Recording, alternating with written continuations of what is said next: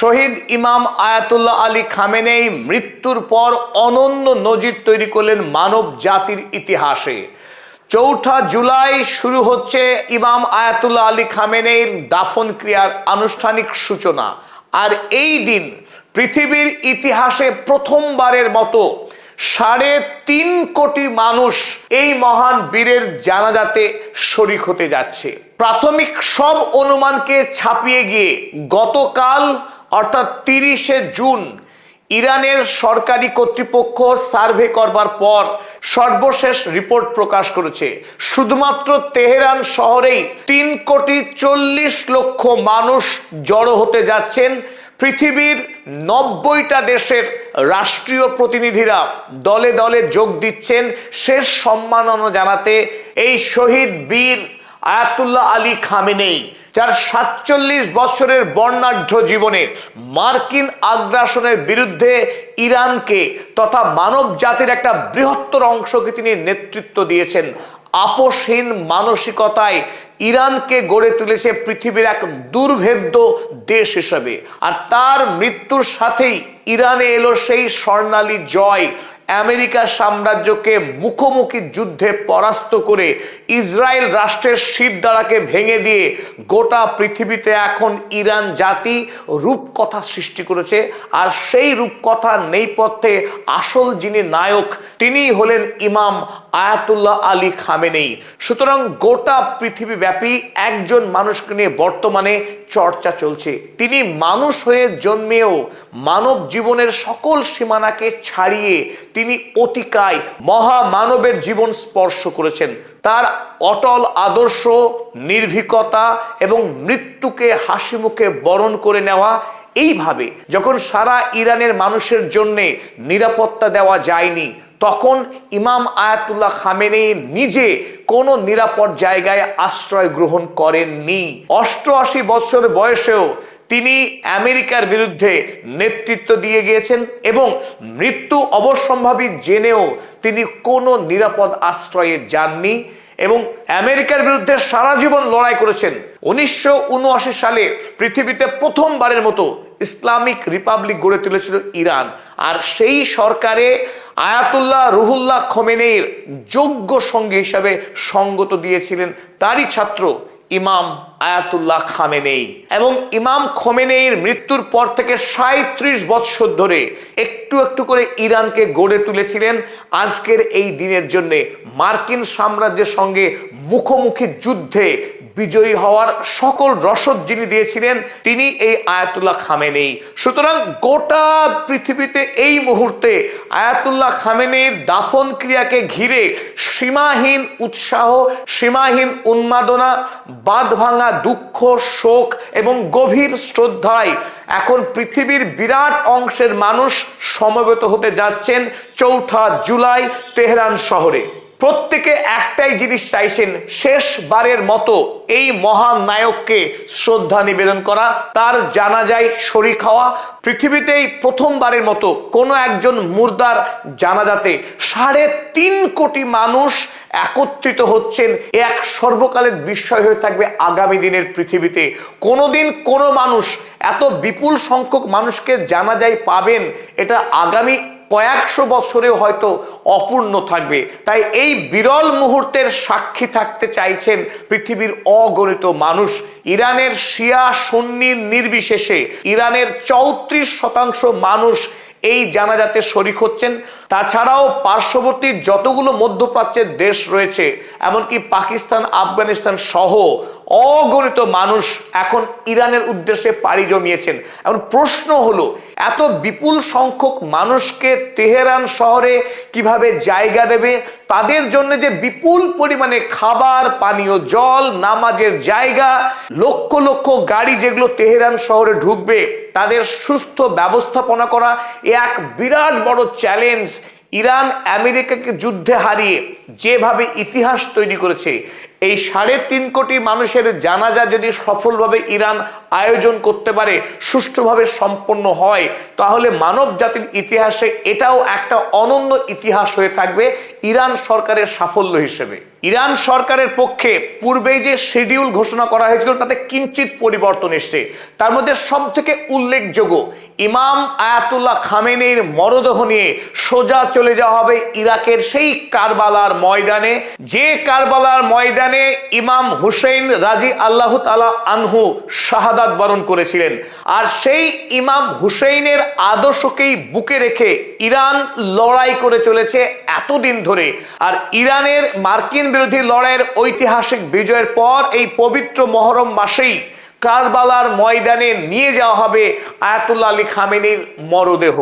সেখানে ইরাকের শিয়া এবং সুন্নি উভয় সম্প্রদায়ের লক্ষ লক্ষ মানুষ জড়ো হবেন।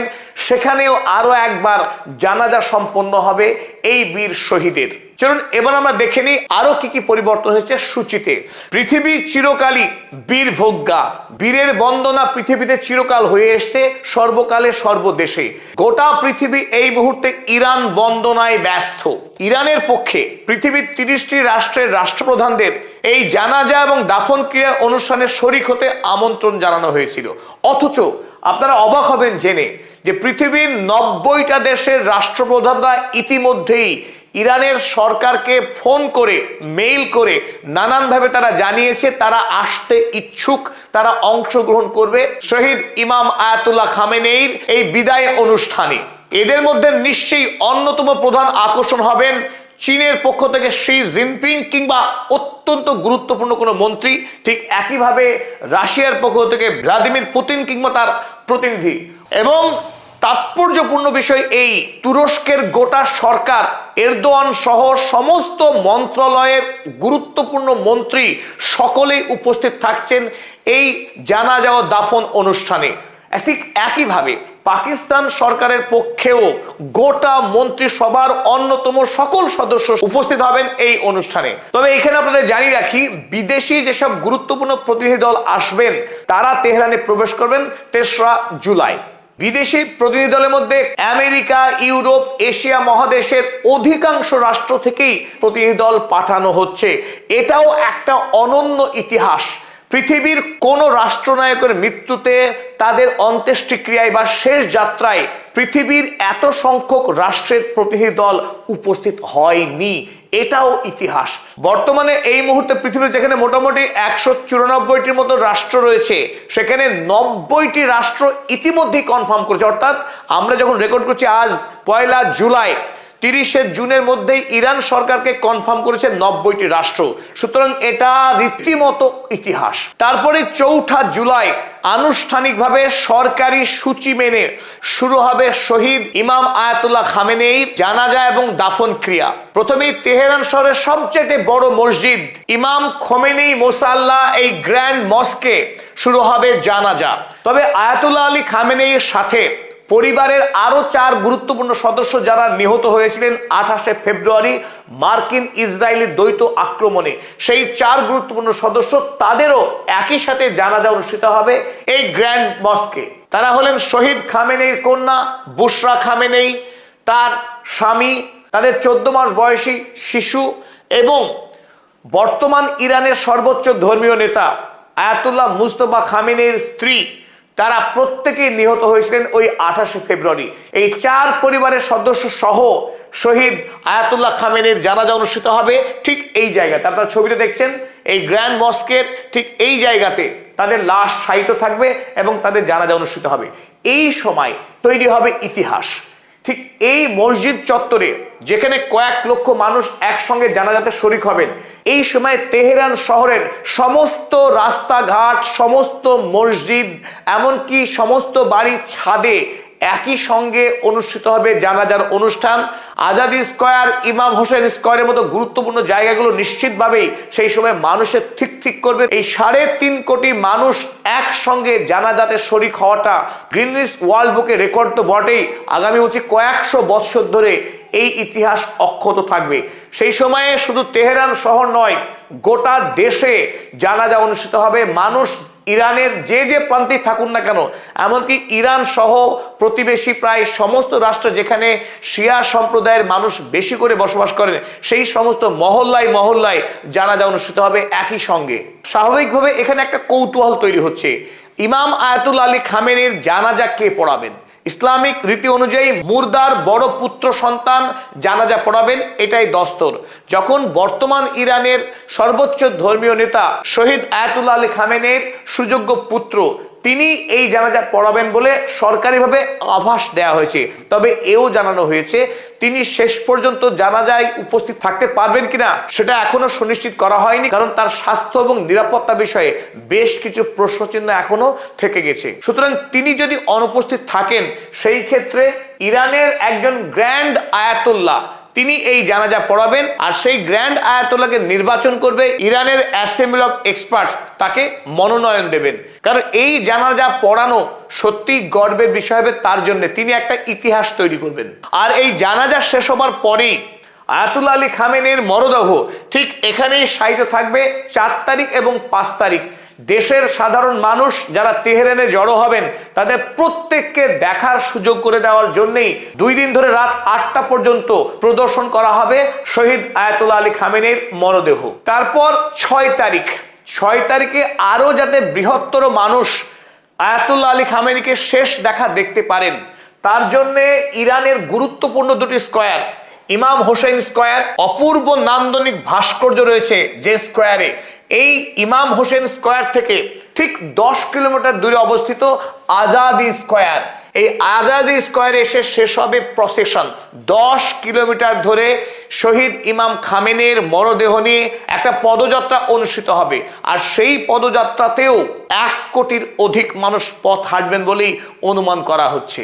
আর 7ই জুলাই তেহরান থেকে ইমাম আয়াতুল্লাহ খামেনির মরদেহ নিয়ে যাওয়া হবে কোম শহরে, যে কোম শহরে ইমাম খামেনি মাত্র 10 বছর বয়সে শিক্ষা লাভের উদ্দেশ্যে এসে উপস্থিত হয়েছিলেন, সেখানেই তার শিক্ষা জীবন কাটে। অপরদিকে কোম শহর শিক্ষা এবং ধর্মচর্চার রাজধানী হিসেবে স্বীকৃত। এই কোম শহরে ইরানের সবচাইতে নামি দামি ইসলামিক বিশ্ববিদ্যালয়গুলি অবস্থিত।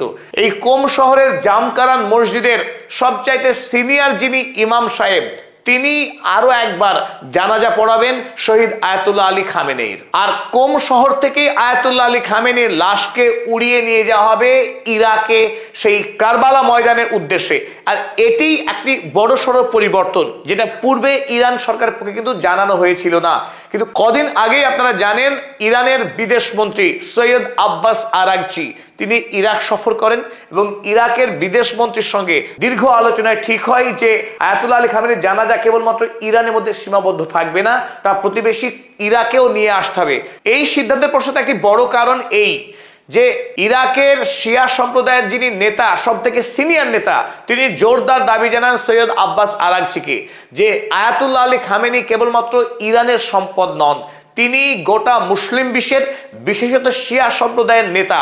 তাই ইরাকের কারবালা ময়দানে তাকে এনে তার জানাজা পড়াতেই হবে। সেই আবদারকে গুরুত্ব দেওয়া, তাছাড়া কারবালা ময়দানের শিয়া সম্প্রদায়ের মানুষের কাছে আলাদা তাৎপর্য রয়েছে। তাই ইমাম আয়াতুল্লাহ আলী খামেনির মরদেহ 8ই জুলাই নিয়ে যাওয়া হবে ইরাকের কারবালা ময়দানে।